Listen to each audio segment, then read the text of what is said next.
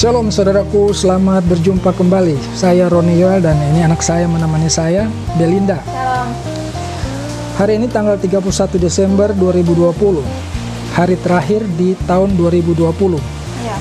Dan biasanya yang kita perhatikan, kita lihat di setiap akhir tahun orang mulai mempersiapkan perayaan penyambutan tahun yang baru. Ya. Seperti itu ya. Sebetulnya apa sih yang terbaik kita kerjakan di setiap akhir tahun bagi kita yang ingin hidup berkenan kepada Allah? Itu sebetulnya pertanyaannya. Apakah kita mensyukuri keberhasilan-keberhasilan kita sepanjang tahun? Apakah itu? Ya. Kalau yang kita syukuri itu adalah hal-hal ya terkait dengan keberhasilan kita dalam usaha, bisnis, pekerjaan, karir, pendidikan, Ya. maka itu patut dievaluasi, patut dipertanyakan. Kenapa?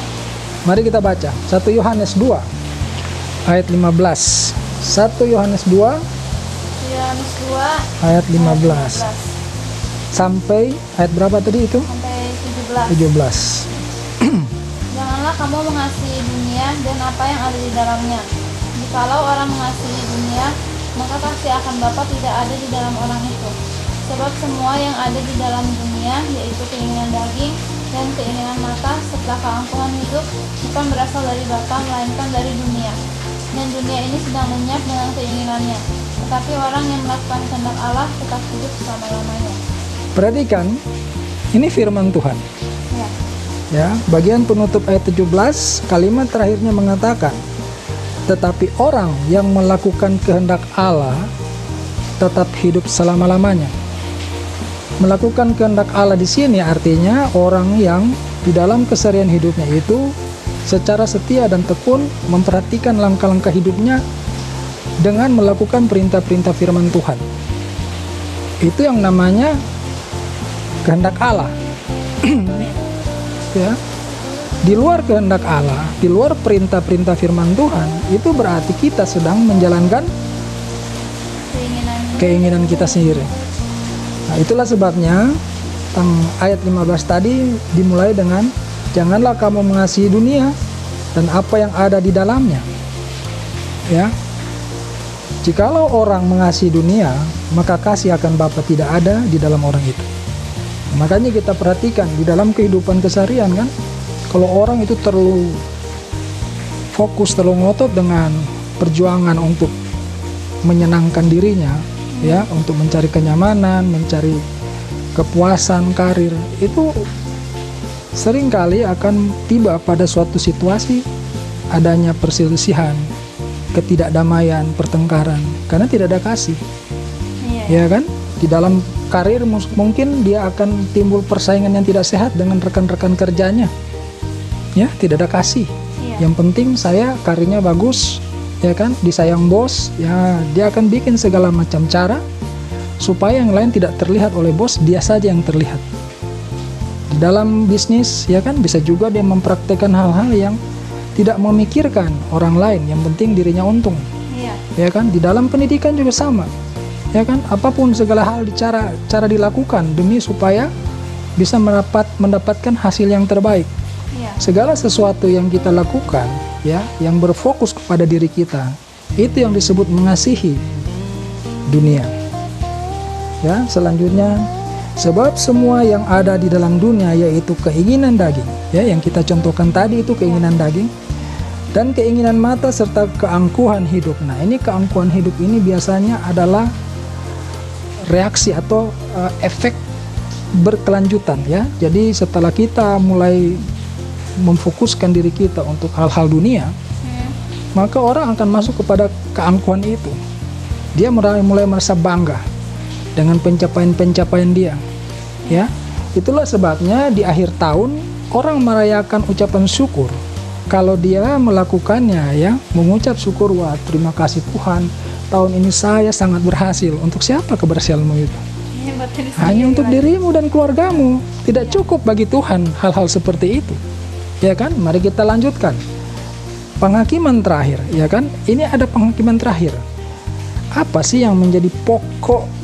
Kalau kita lihat di pengadilan kan, orang kalau lagi bersidang tuh kan ada pokok gugatan, ya toh. Nah, sekarang kita lihat kalau di dalam pandangan Allah, ya, di dalam penghakiman terakhir, apa yang menjadi pokok gugatan Allah terhadap diri setiap orang.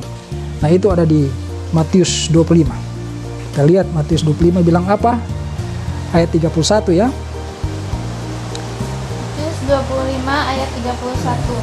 Penghakiman terakhir. Ya, kita baca berganti-gantian ya. Oke. Nah, Siapa aku dulu? ya. Apabila Anak Manusia datang dalam kemuliaannya dan semua malaikat bersama-sama dengan dia, maka ia akan bersemayam di atas takhta kemuliaannya. Lalu semua bangsa akan dikumpulkannya di hadapannya, dan ia akan memisahkan mereka seorang daripada seorang, sama seperti gembala memisahkan domba dari kambing. Dan ia akan menempatkan domba-domba di sebelah kanannya dan kambing-kambing di sebelah kirinya. Dan raja itu akan berkata kepada mereka yang di sebelah kanannya, "Mari, hai kamu yang diberkati oleh Bapakku, terimalah kerajaan yang telah disediakan bagimu sejak dunia dijadikan. Sebab ketika aku lapar, kamu memberi aku makan. Ketika aku haus, kamu memberi aku minum. Ketika aku seorang asing, kamu memberi aku tumpangan. Ketika aku telanjang, kamu memberi aku pakaian. Ketika aku sakit, kamu melawat aku. Ketika aku di dalam penjara, kamu mengunjungi aku." Maka orang-orang benar itu akan menjawab dia, katanya, "Tuhan, bila manakah kami melihat engkau lapar, dan kami memberi engkau makan, dan haus, dan kami memberi engkau minum? Bila manakah kami melihat engkau sebagai orang asing dan kami memberi engkau tumpangan, atau telanjang dan kami memberi engkau pakaian? Bila manakah kami melihat engkau sakit, atau dalam penjara, dan kami mengunjungi engkau?" Dan raja itu akan menjawab mereka, "Aku berkata kepadamu, sesungguhnya segala sesuatu yang kamu lakukan untuk salah seorang, ya, dari saudaraku yang paling hina ini, kamu telah melakukannya untuk aku." Sudah, sampai di situ dulu aja. Yang barusan kita baca jelas sekali Ya. bagaimana Yesus memberitahukan kepada umatnya apa yang berkenan di hadapan Allah, yaitu kasih. Bukan mengasihi diri sendiri, tetapi membagikan kasih yang kita terima daripada Tuhan Yesus itu, lalu kita bagikan kepada setiap orang, ya, orang-orang terdekat yang dapat kita temui. Sebetulnya itulah yang harus kita jadikan keberhasilan di dalam hidup. Di dalam sepanjang tahun kita lewati ini, apakah kita cukup banyak melakukan perkara-perkara seperti itu? Itu yang patut kita syukuri. Ya, itu yang kita panjatkan kepada Tuhan di sorga. Bapa, terima kasih bahwa sepanjang tahun ini aku dimampukan oleh Engkau memberkati banyak orang. Engkau telah menyerahkan orang-orang ke dalam tanganku untuk aku berkati. Jadi kalau kamu itu merasa bersuka cita, ya, di akhir tahun, merasa bahagia oleh karena kamu meraih banyak keberhasilan dan banyak kesuksesan, atau bahkan kamu merasa bersyukur sekalipun, tetapi itu hanya karena berfokus kepada dirimu, maka itu tidak ada maknanya bagi Allah. Iya. Jelas ya? Ya, penghakiman terakhir itu perikop yang kita baca tadi. Jadi ketika penghakiman terakhir, Allah akan menggugat setiap orang dari sisi itu, dari sisi kasihnya. Kamu tidak bisa menjawab Allah, "Saya telah mencapai bisnis yang sukses, saya telah mencapai pendidikan tinggi, bahkan saya lulus cum laude, saya punya jabatan hebat." Iya. Tuhan tidak menganggap itu sebagai sesuatu. Kamu yang menganggap itu sesuatu. Iya, tapi bagi Tuhan itu nothing, tidak ada gunanya. Bagi Tuhan, kita harus menjadi garam dan terang dunia. Itu firman Tuhan juga. Ya, kita diberkati untuk memberkati orang lain. Jadi kita dapat melakukan, ya, perayaan pergantian tahun setiap tahun, tetapi belum tentu kita dapat melakukan kasih terhadap orang lain di sepanjang tahun itu. Nah, itulah yang menjadi fokus daripada perjuangan iman kita. Ya, harus seimbang. Jangan kita hanya terus merasa bangga dengan segala pencapaian-pencapaian kita, ya, yang bertujuan untuk memuaskan hawa nafsu kita, untuk memuaskan kenyamanan kita, ya. Karena Allah akan menuntut pada penghakiman terakhir, itu adalah apa yang kita lakukan terhadap orang lain, yaitu kasih, ya, kita berbagi kasih dengan orang lain, ya. Jadi untuk tahun ini pesan akhir tahun 2020, kami ingin mengingatkan bersama-sama, kita ingat bersama Ya. bahwa adalah lebih berguna di akhir tahun ini kita menaikkan rasa syukur kita kepada Tuhan oleh karena kita telah banyak melakukan kasih.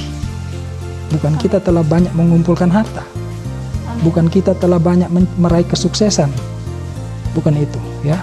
Kita masuki tahun 2021 dengan cara pandang yang lebih baik sesuai dengan tuntunan firman Tuhan yang sudah kita baca tadi, bahwa ternyata Allah itu sangat menuntut setiap orang yang mau menjadi anak-anaknya berbuat kasih. Selamat tahun baru dan semoga sukses di tahun yang akan datang. Haleluya. Amin. Amin.